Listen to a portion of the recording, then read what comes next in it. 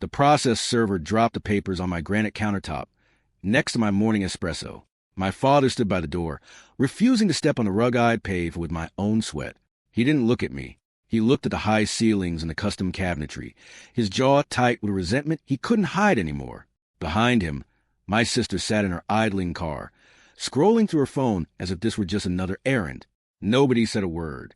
The silence in the kitchen was heavy, smelling of expensive beans and cheap litigation. They weren't just asking for money. They were suing for the life they thought I'd stolen by succeeding. The ask happened 6 years ago, in the cramped living room of the house I grew up in. I was 22, working 3 jobs, and living off protein shakes and generic oats. My car's transmission had slipped on the interstate, and the repair bill was $3,000, money I didn't have. I went home to ask for a loan. I even brought a spreadsheet showing how I'd pay them back with interest over 10 months. My mother didn't even look at the paper. She was busy polishing a silver trophy my sister, Maya, had won for a debate tournament 3 years prior. "We just can't, Chloe," she said, her voice thin and distracted. "Maya needs the internship in London this summer. It's a crucial networking opportunity for her career. We've already committed the extra funds to her housing there." "It's a car, Mom," I said. "I can't get to my morning shift at the warehouse without it." My father didn't look up from a newspaper. "Take the bus, Chloe. Resilience builds character. Besides, Maya is on a trajectory. We have to prioritize the investments that have the highest yield for the family name. You understand?" I stood there for a long moment, the spreadsheet trembling slightly in my hand. Maya walked through the room, wearing a new silk blouse. She didn't look at me, but she did ask my mother if they could go to the mall later to pick up some professional luggage for her trip. My mother beamed. I was invisible. This wasn't an isolated incident. When I wanted to go to state school, they told me to take out private loans because Maya needed the private prep school tuition. When I broke my wrist in high school, I was told to wait it out until the deductibles reset, while Maya got elective LASIK surgery 2 weeks later, so she could look better for her senior photos. I was the fallback, the girl who was expected to figure out, so the golden sister could fly. I took the bus. For 18 months, I left my apartment at 4:30 a.m. I used those long rides to study coding and business management on a crack tablet. I didn't go to family dinners anymore. I didn't call to check in. I just worked. I started a small niche e-commerce logistics firm from my kitchen table. By 24, I was debt-free. By 25, I had my first 6-figure year and bought the townhouse. I didn't send an announcement. I didn't post it on social media. I just changed my address on my tax forms and kept moving. I remember the last time I visited them before the silence became permanent. It was Maya's homecoming party after she'd failed to find the right fit in 3 different corporate jobs. They were still paying her phone bill and her car insurance. My father asked me how my little side project was going. "It's stable," I said. "Good," he replied, already turning back to Maya to discuss her plan to pivot into influencer marketing. "Stability is important for people like you. Maya, tell us more about the brand deals you're chasing." I left before dessert. I realized that they didn't just want to fail. They needed me to be the mediocre backdrop that made Maya look like a star. When I stopped playing a role, the script began to fall apart. Part 2, Twisting the Knife. The pattern of my disappearance was a slow, deliberate fade. While Maya was posting filtered photos of entrepreneurial brunches and luxury skincare hauls funded by our parents' retirement accounts, I was documenting the reality they refused to see. I didn't block them. I just became a spectator. I watched through the glass of social media as the erasure became absolute. For my father's 60th birthday, they posted a professional portrait. It was the 3 of them in matching linen shirts on a beach in Florida. The caption read, "The 3 pillars of my life." I wasn't just missing from the photo. I had been cropped out of the family narrative entirely.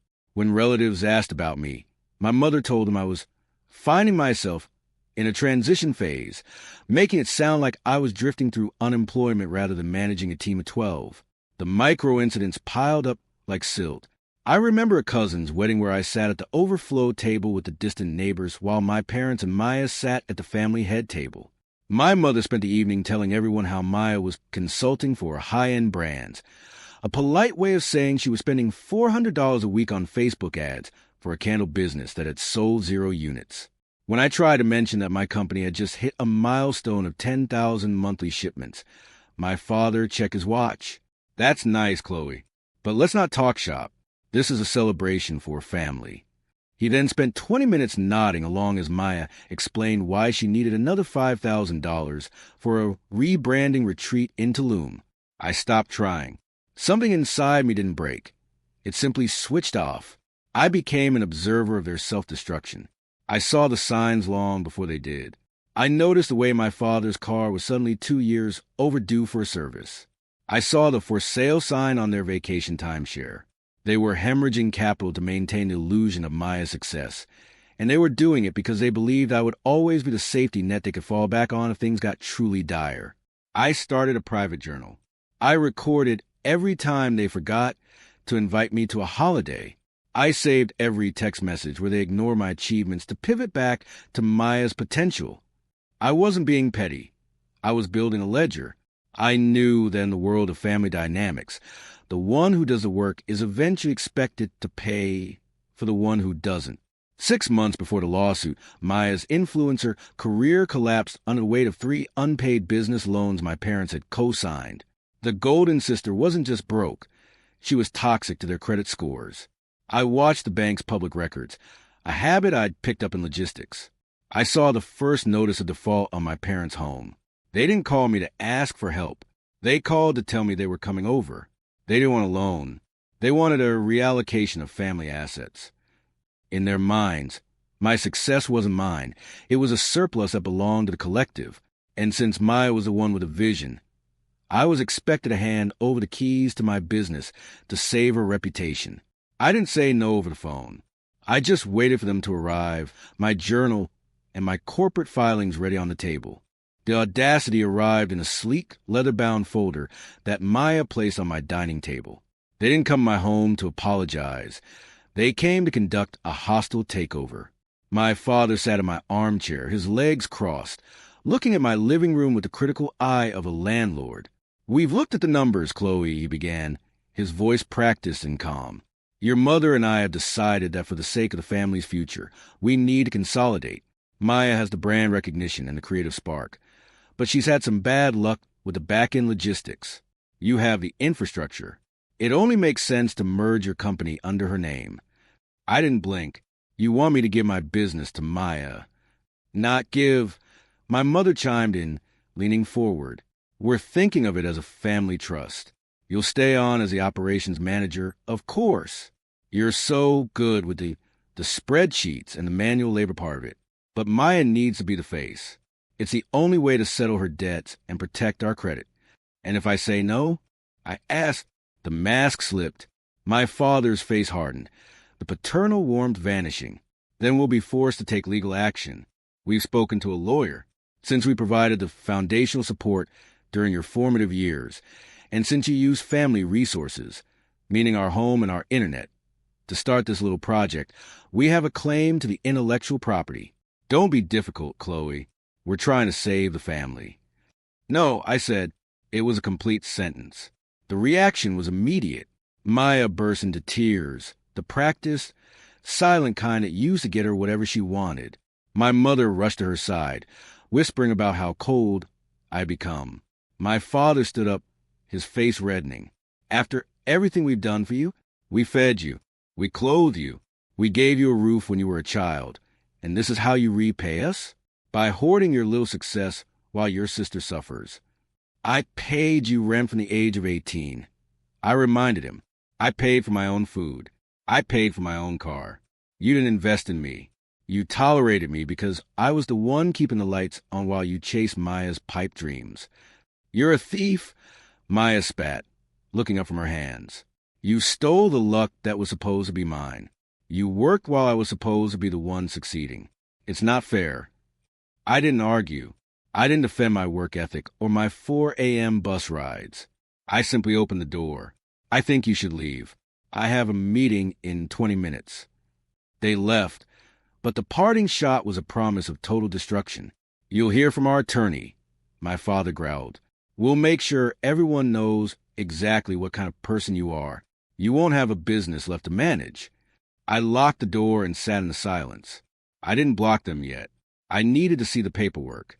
I needed them to put their entitlement in writing, so I could hand it to a judge. The lawsuit arrived 3 weeks later, a rambling 40-page document filled with claims of unjust enrichment and theft of family opportunity. They didn't just want my business. They wanted my house, my savings, and a public apology. They had hired a boutique firm that specialized in aggressive estate disputes, likely using the last of my father's 401k to pay the retainer. They expected me to crumble, to offer a settlement just to make the embarrassment stop. They didn't realize that in logistics, we don't fear the paperwork. We use it as a weapon. I didn't settle. I didn't call to negotiate. I hired the most clinical, expensive corporate litigator in the city and gave him the ledger I'd been keeping for years. I provided every rent check. I'd written them since I was 18. I provided the bank statements, showing I had never received a single wire transfer from them. Most importantly, I provided the screenshots of their own social media posts, the ones where they publicly claimed I was unemployed or drifting during the exact months they now claimed they were funding my startup. The discovery phase was a bloodbath. My lawyer subpoenaed Maya's business records, revealing she had been funneling my parents' retirement money into personal luxury travel and bot-following services to inflate her influence. When my parents were forced to sit for depositions, the silence in the room was deafening. My father couldn't produce a single receipt of support. My mother had to admit, under oath, that they had intentionally excluded me from family financial planning because they didn't think I was worth the investment. The judge dismissed the case with prejudice in less than 20 minutes. He called the filing frivolous and bordering on extortion. But I didn't stop there. I moved for sanctions and legal fees. 2 months later, the system did what it does best. It collected. To pay my legal fees and the court costs, my parents had to downsize. The family home was sold at an auction. Maya had to file for Chapter 7 bankruptcy. Her credit so decimated she couldn't even lease a subcompact car. They moved into a 2-bedroom rental in a complex that smelled of stale cigarettes and regret. I saw them one last time at a local diner. I was picking up a takeout order when I saw them in a corner booth, sharing a single plate of fries. Maya looked frantic. Her phone screen cracked, her brand a ghost of the past. My mother looked at me, her eyes red-rimmed and hopeful, as if she expected me to slide into the booth and hand over a check. She actually started to wave me over, a small, tentative gesture. I didn't wave back. I didn't even nod. I paid my tab, adjusted my coat, and walked out to my car. I don't hate them. Hatred requires an emotional investment I'm no longer willing to make. I feel the same way about them that I feel about a canceled shipping contract. It was a bad deal. The terms were predatory, and I'm relieved to have it off the books. My business hit 7 figures last month. I bought a small cottage by the lake, a place they'll never have the address to. Sometimes I sit on the dock and think about that 4:30 a.m. bus ride. I realize then that they never actually had the power to give me a future. They only had the power to try and take it. And in the end, the only thing they succeeded at was proving that silence is the loudest answer you can ever give.